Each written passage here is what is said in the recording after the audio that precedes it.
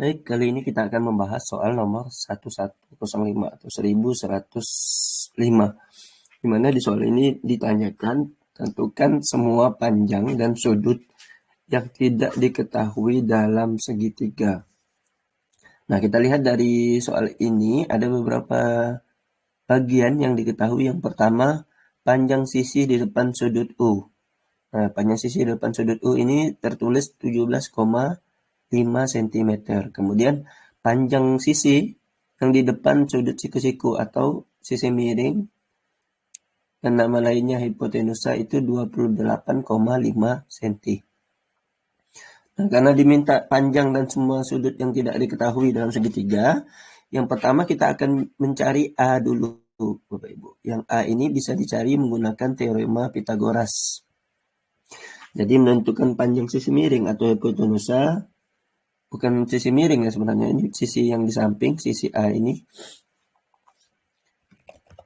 Karena sisi miring sudah diketahui, dalam segitiga siku-siku kita dapat menggunakan rumus Pythagoras, di mana kita anggap di sini soal rumusnya C kuadrat sama dengan A kuadrat ditambah B kuadrat, di mana C itu adalah panjang sisi miring atau hipotenusa yang pada soal ini adalah 28,5 cm. Kemudian A ini adalah panjang sisi di depan sudut V. Kalau di dalam soal ini ya, di depan sudut V itu adalah sisi A, kemudian B adalah panjang sisi di depan sudut U. Yang di soal ini sudah diketahui 17,5 cm kuadrat. 17,5 cm. Nah, substitusi nilai-nilai ke dalam rumus. Nah, seperti yang sudah dituliskan di atas bahwa C kuadrat sama dengan A kuadrat ditambah B kuadrat. Maka kita substitusi saja 28,5 kuadrat itu sama dengan A kuadrat ditambah 17,5 kuadrat. Dimana tadi sudah kita ketahui C itu 28,5, kemudian B itu 17,5. Setelah itu kita hitung nilai masing-masing dari kuadrat. Jadi 28,5 dikali 28,5 itu menghasilkan 812,25. Sama dengan A kuadrat ditambah 17,5 dikali 17,5 itu 306,25. Nah, kemudian mencari A kuadrat.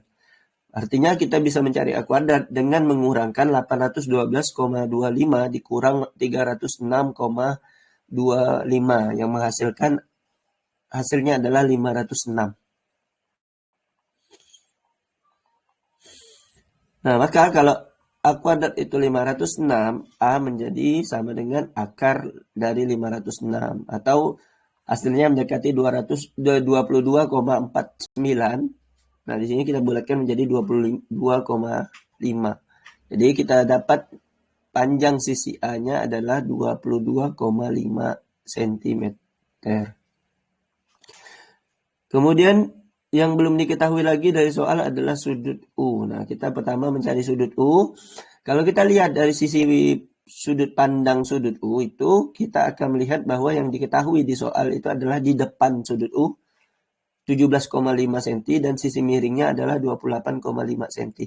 Nah, karena yang diketahui itu adalah depan dan miring, maka kita bisa menggunakan fungsi sinus untuk menghitung sudut U itu.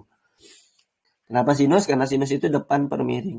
Jadi sin U sama dengan sisi depan per sisi miring. Dalam kata lain di sini adalah 17,5 per 28,5. Maka U itu adalah inverse dari sin 17,5 per 28,5. Nah, pertama hal yang harus kita lakukan adalah menghitung berapa hasil 17,5 dibagi 28,5.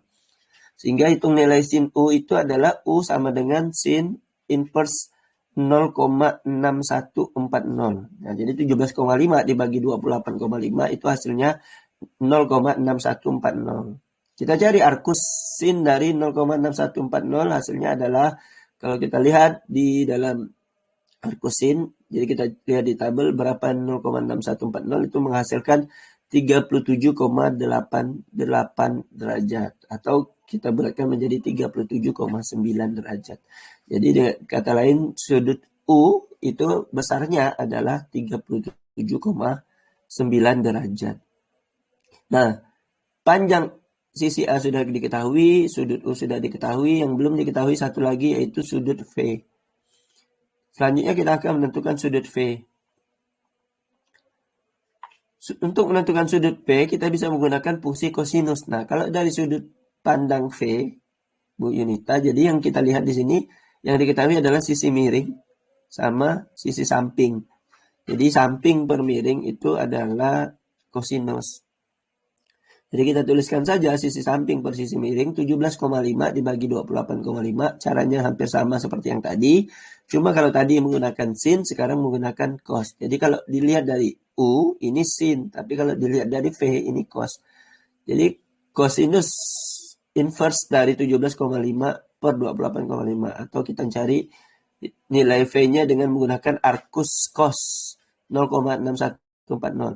Nah, kalau tadi arcus sin-nya 27 ya, 37,88. Kalau cos itu 52,12. Jadi nilai arcus cosnya adalah kita bulatkan menjadi 52,1 derajat saja. Kita ambil satu angka di belakang koma menjadi 52,1.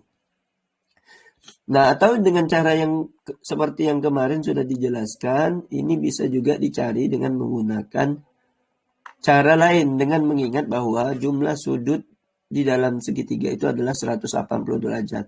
Dan jadi kalau dalam sudut itu 180 derajat, kita bisa menghitung nilai sudut V tanpa menggunakan aturan trigonometri. Ini juga salah satu solusi saja ya Ibu ya.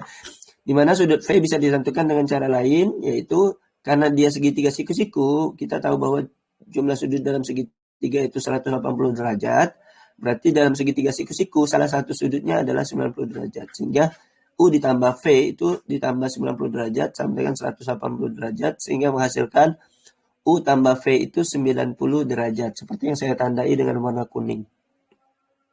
Maka bisa kita simpulkan bahwa V itu sama dengan 90 derajat dikurang U. Kemudian karena U ini sudah kita dapatkan sebelumnya, jadi kalau pakai cara ini kita cukup bisa mencari salah satu sudut saja. Kalau salah satu sudut saja sudah diketahui, maka sudut yang satunya akan otomatis bisa diketahui dengan mengurangkan 90 derajat dengan sudut tersebut.